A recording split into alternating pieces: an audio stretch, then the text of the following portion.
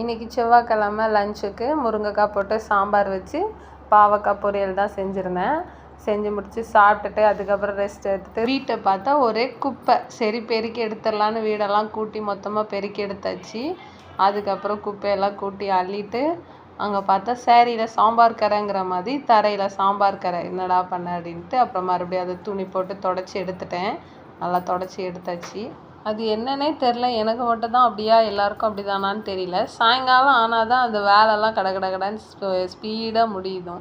அதுக்கப்புறம் சரி வீடெல்லாம் கிச்சனையும் க்ளீன் பண்ணி வச்சிடலான்னு கிச்சனை க்ளீன் பண்ணிவிட்டு நல்லா தொடச்சி எடுத்தாச்சு. அதுக்கப்புறம் துணி துவைச்சி வச்சுருந்தேன். சரி அதையும் போய் துணி துவைச்சிட்டு காய போட்டுடலான்னு துணியெலாம் துவைச்சி காய போட்டாச்சு. அதுக்கப்புறம் செவ்வாய்க்கிழமை ஈவினிங் விளக்கேற்றி சாமி கும்பிட்டுலான்னு விளக்கேற்றி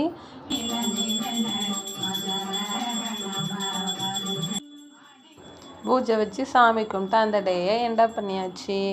ஓம் சரவண பவ.